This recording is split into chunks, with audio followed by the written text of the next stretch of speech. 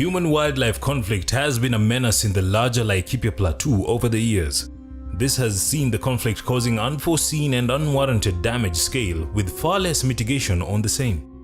Located on the equator in the former Rift Valley province of the country, Laikipia County boasts of two major urban centers, Nanyuki to the southeast and Nyahururu to the southwest. Being a natural county, its main economic activities include tourism and agriculture. Laikipia Plateau is the second largest habitat of elephants in Kenya and has seen unprecedented human-elephant conflict with isolated cases of up to 10 incidents in a day. This has resulted to destructions of up to $1 million of crops, human injuries, and even deaths. This has also contributed to increased and unnecessary deaths of elephants too.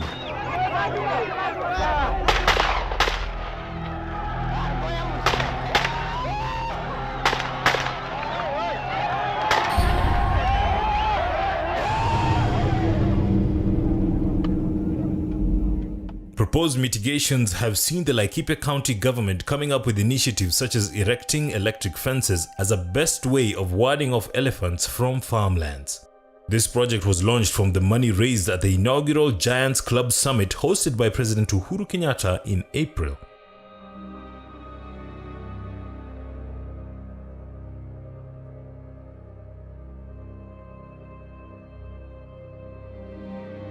Jennifer Nasusi, a 56-year-old mother of 9 and resident of Laikipia, gives her first-hand experience of the human-elephant conflict problem. Niliamka asubuhi,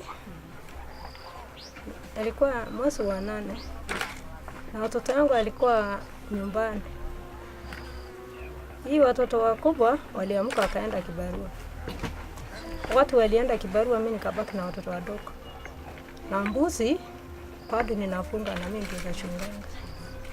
Sasa nikaambia hii watoto wadogo, fanyeni hivi, mkae mcheze hapo, niende nishota kwanza maji. Alafu wakati mimi nitarudi kwa maji niwashe nini nyumbani, mimi nifungue mbuzi. Kwa sababu mimi ndio nilikuwa nachunga mbuzi yangu. Mimi nikaamka nikateremka. Alikuwa ni saa 3. Nikateremka sasa kwa mtoni. Sasa wakati nilifika hapo mtoni ilikuwa nimekaribia nini Muguri. Sasa nikasikia kitu akikanyanga miti. Kifanya kishwa hivi tayari ni ndovu amenikuta kama hii watu wanasimama. Nikapendeka hivi. Yeye anafika kelele. Akanikimbisha kidogo tu, yani kama hii nyumba. Sasa akanirushia ndani ya Muguri. Akanifuata. Sasa akanigonga na meno. Hii kaingia ndani, kafunja mara bafu na ingine. Sasa ikarudi nyuma ribasi kiwa mimi nalala, akatoa meno, karudi ribasi hivi. Hakuja sasa akaniambia sasa kufanya pembe nyingine trip ya pili, akanitoa hii kanigonga hapo. Sasa akanipita juu wakati alinipita juu, sasa yameelekea. Mimi sijakumbuka kama amenisha. Wakati mimi nafanya kichwa hivi nikaona yeye akifuata Muguri akielekea bande ya chini. Sasa mimi nikajaribu kuamka hivi, vitu ya tumbo ndio imetoka. Nikasulia na ile flag ilikuwa inashika. Since the ordeal, she has been unable to fend for her children because of the injuries she sustained from the elephant. Hata watoto saa hii wamekosa hata shule. Iko wale wamekosa shule wamekuwa kufuata mbuzi. Na iko ile hako secondary wanataka kumalizia mwaka hii. Sasa hiyo mambo yote imekosekana. Sababu nilikuwa nanyanyukia mambo yangu yote. Nilikuwa najitegemea. Wakati nilirudishwa nyumbani kagonjeka, na matiti ikafura tena, yani mwili ikasiba. Sasa hii msichana wangu na ile ndugu yangu anakuanga na Nyuki, alikuja na gari yake. Sasa wanienda tena Crawford huko kwa Geb, akakuja na gari, akaleta mpaka hospitali, ikapikwa picha ya trip ya fili, hiyo ya hapa ya matiti. Sasa wakanirudisha mpaka kwangu. Nafikiri ni zawadi yao ni gari pekee yake. Nasusi laments on how the human-elephant conflict has affected the residents of Laikipia. She is categorical that the government cares more about the elephants than human lives. Kama alikuwa ni ndovu ndio ameuliwa, ingekuwa umemaliza watu. Kwa vile alikuwa ni binadamu ndio alipata jeraha ama alikufa, ndio mnafuruta sasa mambo yangu iwe namna hii, ndio watoto wangu wapate shida pamoja na mimi. Kama alikuwa ndovu ndio ametoliwa meno, siku hiyo kesho yake angelala. Ingekuwa watu wengine wamekufia hata jana sababu ya ndovu. Lakini kwa mtu mnafuruta mpaka ifike maga 2, maga 3 ama maga 10. Na mnasema tu tutagaramia. Mpaka hata hiyo mtu anaweza anakufa. Baadaye mnafikiria vile mtalipa na tayari imekuwa mjanga.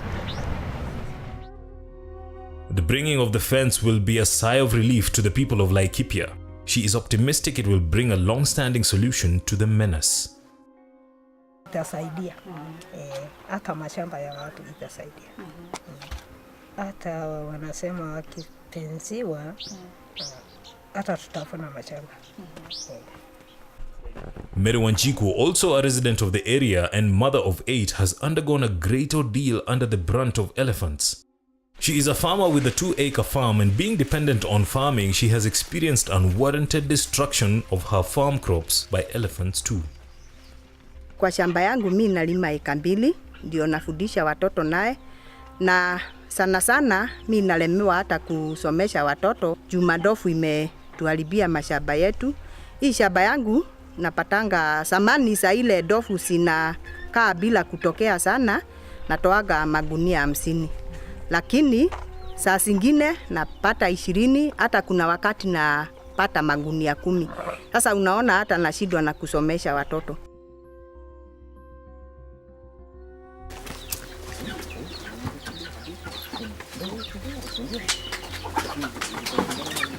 Space for Giants, an organization that has also partnered with the county government of Laikipia, believes that with the bringing up of the electric fence, it will help in alleviating the agriculture from the wildlife.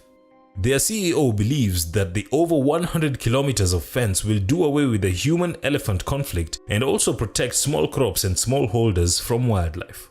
We're here today because this is the front line separating agriculture, smallholder agriculture, from elephant conservation in North Kenya.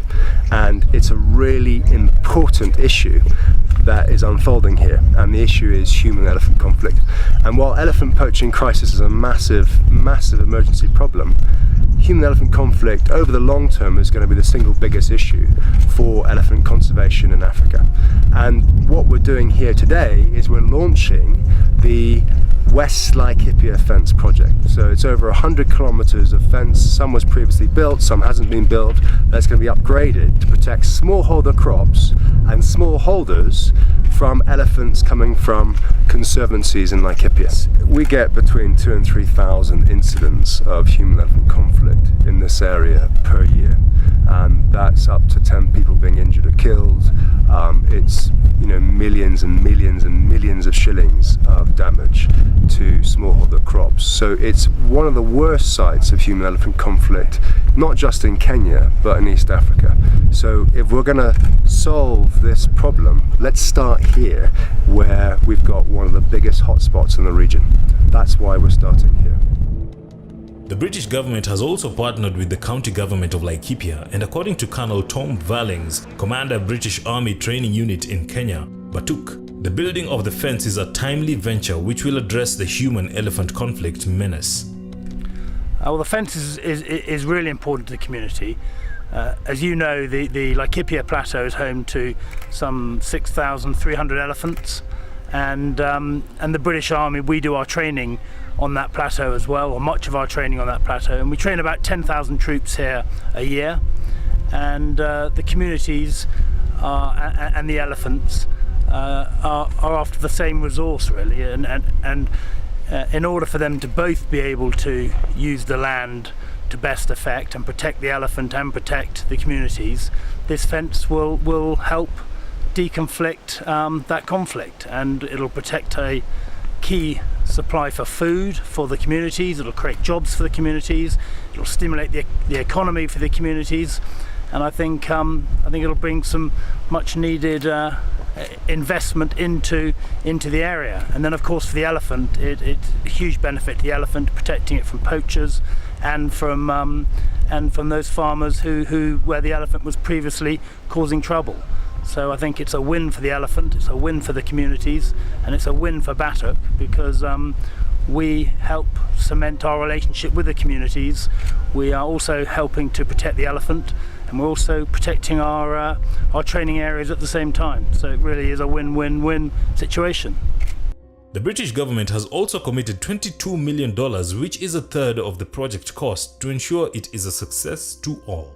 The British government's putting in 22 million shillings, that's £150,000, and that's about a third of the overall cost of the project, and we're really proud to be part of it.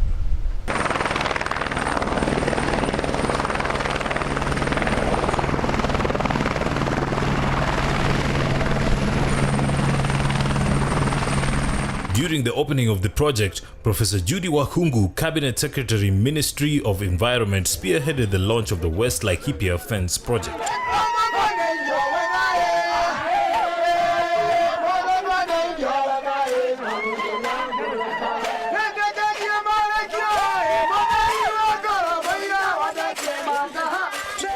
Flanked by Max Graham, Chief Executive Officer, Space for Giants, and the Governor of Laikipia County, Honorable Joshua Irungu, Wakhungu said the fence was important because it will help in mitigating the current human-elephant conflict. She further said the biggest problem that government has faced over the years in wildlife conservation, apart from poaching, is to find adequate space for wildlife. This fence is extremely important because it's going to mitigate human-wildlife conflict here in West Laikipia. As you know very well, the biggest challenge I have in terms of wildlife conservation is finding space for the wildlife. Poaching is a problem, yes, but the biggest problem I have is finding space. As our demographic transitions change, in other words, human population is growing, and as there's also pressure to develop facilities and infrastructure, we're losing space for wildlife, which means that over the last several years, incidents of conflict between humans and wildlife, especially elephants, has increased. This fence here, which is about 163 kilometers in length when it is completed, is going to help mitigate that problem. That is why we're here today. The government is also looking into the challenge of compensating locals affected by the conflict. Compensation has been a challenge. As you know, I spearheaded the new law that is in place that actually said compensation must be part and parcel of our conservation efforts and our human-wildlife conflict remediation. In terms of the total compensation in Kenya alone, we have over 800 cases, about 1 billion shillings. I received 235 million shillings from the National Treasury. That is the reality of the challenge.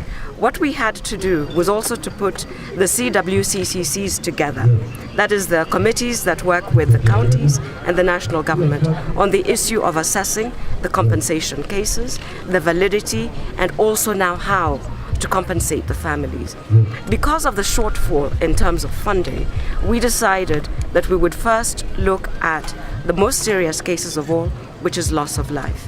So this is what now we have been doing, and in a number of counties we've been able to pay the families, each family 5 million shillings, and we've been able to pay 3, 4, 5 families, and that process is still ongoing. But that is the difficult. We're telling them to be patient with us. We're doing what it is that we can. Every effort is being made to ensure that we raise the funds so that they are compensated. The governor of Laikipia also echoed the CS's sentiments on the partnership of his government, the national government, the Space for Giants and Batuk in matters wildlife conservation, and HEC, which has been there for many years.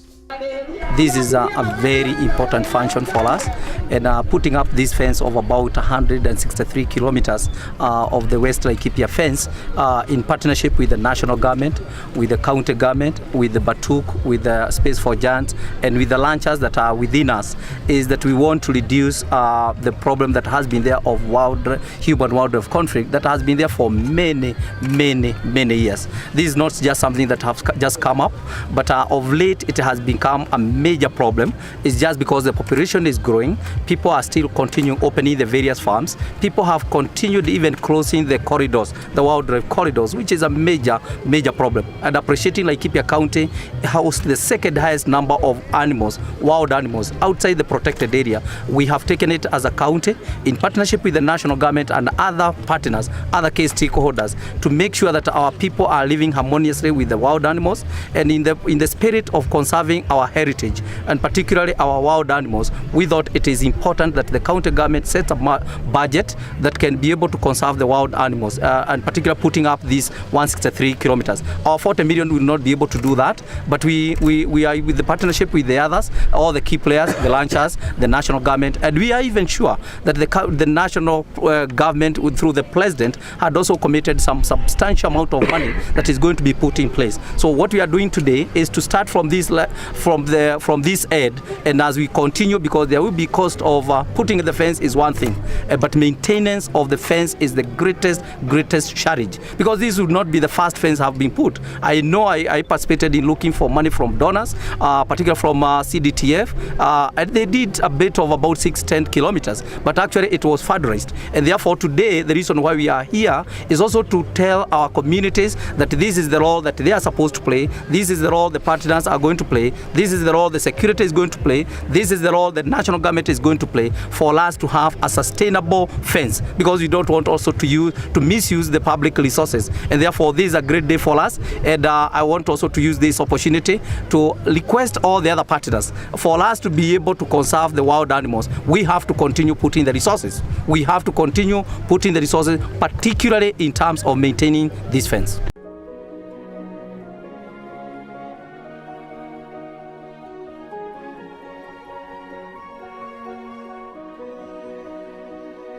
Elephants are hugely valuable where there's tourism. In this landscape here in North Kenya, we know that the tourism sector is generating roughly $20 million per annum, even when we've got low occupancy rates.